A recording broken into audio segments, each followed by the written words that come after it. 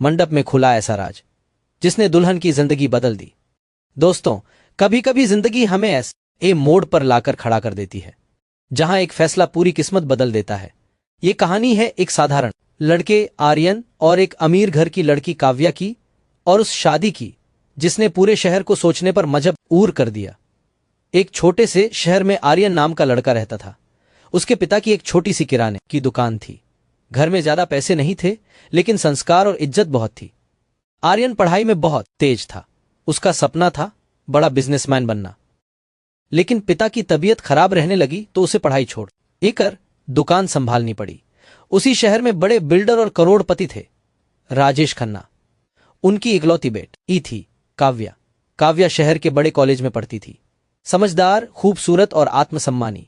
पहली मुलाकात एक दिन काव्या की कार बाजार के बीच खराब हो गई। ड्राइवर ने कहा, मैडम, थोड़ी देर लगेगी। तभी बारिश शुरू हो गई।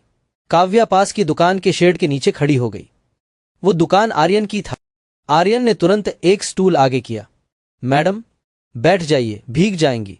काव्या ने धन्यवाद कहा। बारिश रुकने तक दोनों में हल्की हल्की बात हुई।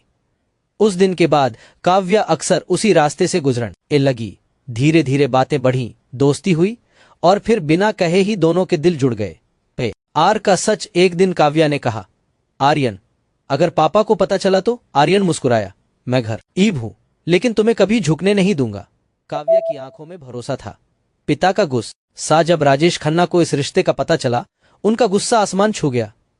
एक दुकानदार का बेटा मेरी बेटी से शादी करेगा? कभी नहीं। उन्होंने तुरंत काव्या की शादी एक अमीर एनआरआई लड़के रौनक से तय कर दी। रौनक बाहर से स्मार्ट था, लेकिन अंदर से आलसी और घमंडी। काव्या ने बहुत समझाया, लेकिन पिता की इज्जत और समाज के डर ने उसकी आवाज दबा दी। आखिरी मुलाकात शादी से 2 दिन पहले काव्या चुपके से आर्यन से मिली। आंखों में आंसू थे। अगर मैं मजबूर हो जाऊं तो क्या तुम मुझे भूल जाओगे? आर्यन ने धीमी आवाज में कहा, मैं तुम्हें कभी मजबूर नहीं करूंगा। अगर तुम खुश रहोगी तो मैं दूर से खुश रहूंगा। दोनों रो पड़े। शादी का दिन पूरा शहर सजा हुआ था। हल्दी, मेहंदी, संगीत, ढोल नगाड़े, रोशनी से जगमगाता मंडप। काव्या दुल्हन के ओड़े में बेहद खूबसूरत लग रही थी, लेकिन उसकी मुस्कान गायब थी। बारात आई। रौनक घोड़ी पर बैठा इतराता हुआ आया। बड़ा सच। सुबह आर्यन को एक सच्चाई पता चली। रौनक के ऊपर करोड़ों का कर्ज था। वह काव्या से शादी सिर्फ खन्ना जी की संपत्ति के लिए कर रहा था। आर्यन के पास सबूत थे, बैंक के कागज, रिकॉर्डिंग। वो दुविधा में था। क्या वो मंडप में जाकर सबके सामने सच बोले या चुप रहे? मंडप में तूफान जयमाला होने ही वाली थी। तभी आर्यन वहां पहुंचा। सबकी नजर उस पर टिक गई। राजेश खन्ना गुस्से से बोले, यहां क्यों आए हो? आर्यन ने शांत आवाज में कहा, मैं तमाशा नहीं करने आया, बस एक सच बताने आया हूं। उसने सबूत सबके सामने रख दिए। रौनक बौखला गया, लेकिन कागज और रिकॉर्डिंग झूठ नहीं बोलते। मेहमानों में खुसर पुसर शुरू हो गई। बेटी की आवाज। काव्या ने अपने पिता की ओर देखा। पापा, आज अगर आपने मुझे मजबूर किया तो मैं जिंदगी भर टूट जाऊंगी। राजेश खन्ना की आंखें भर आईं। उन्हें पहली बार समझ आया, बेटी की खुशी पैसे से बड़ी है। फैसला। उन्होंने बारात वापस भेज दी। रौनक अपमानित होकर चला गया। पूरा माहौल बदल गया। राजेश खन्ना ने आर्यन की ओर देखा।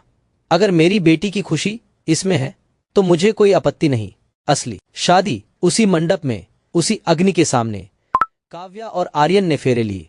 आर्यन ने कहा, और मैं तुम्हें महल नहीं दे सकता, लेकिन हर परिस्थिति में साथ दूंगा। काव्या मुस्कुराई। कुछ साल बाद आर्यन ने मेहनत से अपनी छोटी दुकान का सुपरमार्केट में बदल दिया। काव्या ने बिजनेस संभाला। दोनों ने मिलकर एक नई शुरुआत की। आज वे शहर के सम्मानित दंपत्ति हैं। राजेश खन्ना अब कहते हैं, एक सच्चा दामाद वो नहीं जो अमीर हो, सच्चा दामाद वो है जो बेटी की इज्जत करे।